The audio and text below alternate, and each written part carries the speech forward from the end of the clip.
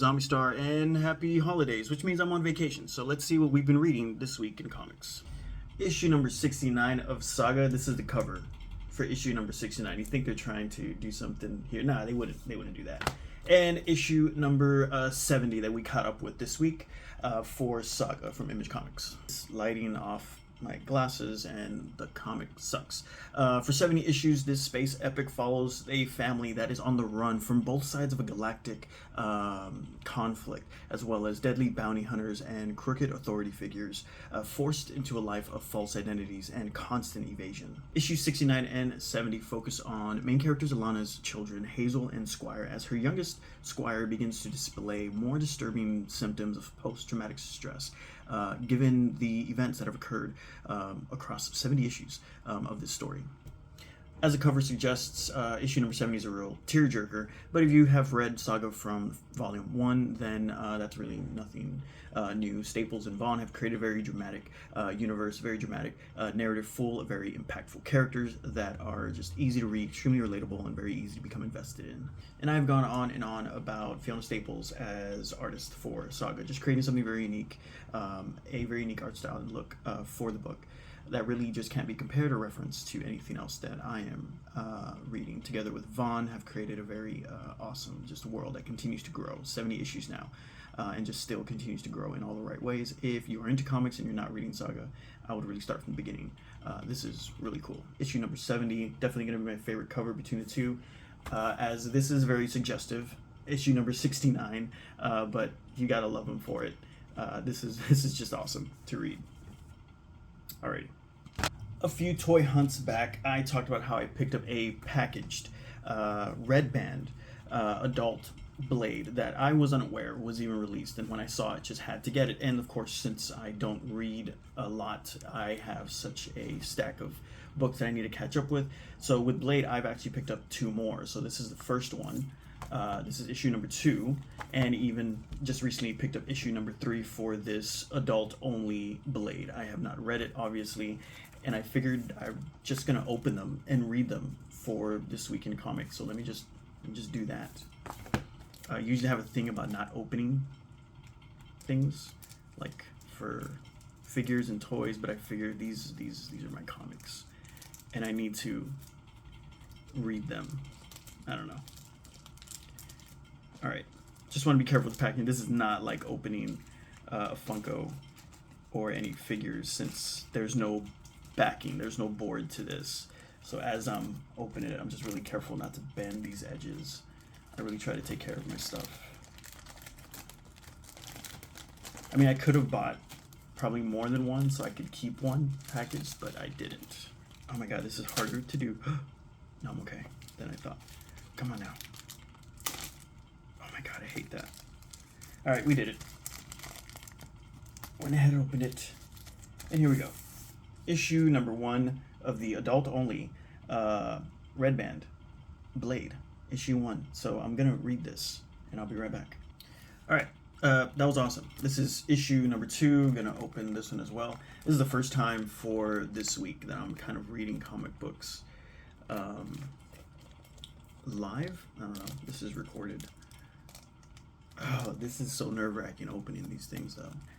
Like, I'm just pulling on this, and it doesn't feel right.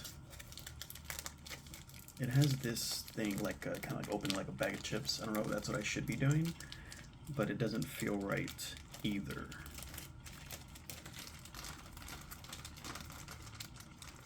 Here we go. Yeah, that was a little bit better. Never before have I seen comic books packaged this way.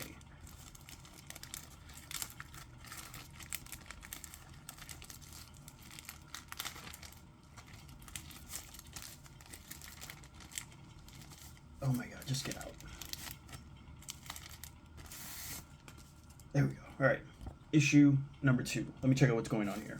And let's try to open up issue number 3 and not tear anything. Doing this is so nerve-wracking.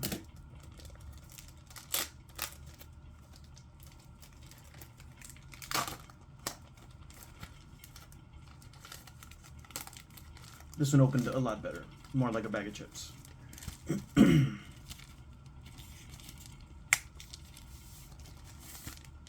issue number 3.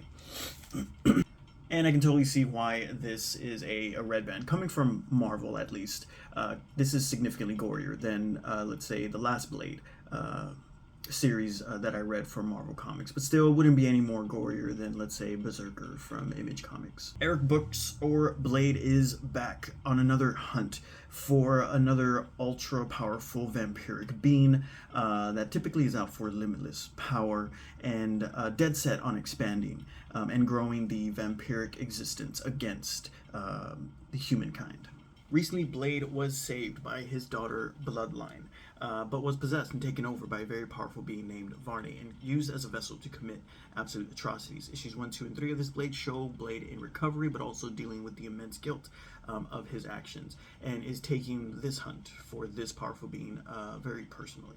And for that reason, issues 1, 2, and 3 show Blade in absolute savage form as he slashes and maims and dismembers mystics, vamps, hired killers, pretty much anyone that's getting in between him and his next target. Written by Brian Hill, illustrated by Manson, Villa, and Tartaglia. I think I really butchered that last one. This is a really awesome book. Really loved reading these first 3 issues, and the art style is something that I think I'm used to from the previous run, but still a beautiful looking book. Definitely a more mature looking book. Not something that's unusual for Marvel, but you can really tell they kind of stepped up the gore for this one.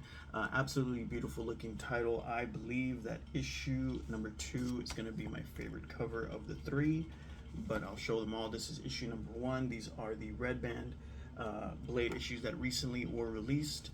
Here's issue number 2. I believe they're all standard covers, and literally just finished reading issue number 3. This is awesome. Blade fans, this is really cool.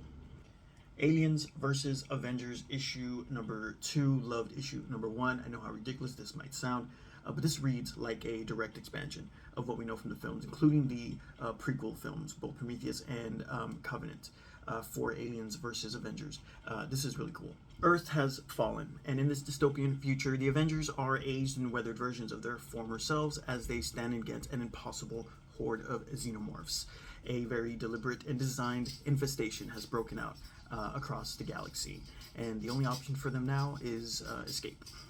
As desperate and hopeless as this narrative is, Aliens versus Avengers is still full of some really awesome moments that include members of the Avengers. And just watching like characters like Hulk and Captain America face off against xenomorphs is just something that I will not soon forget.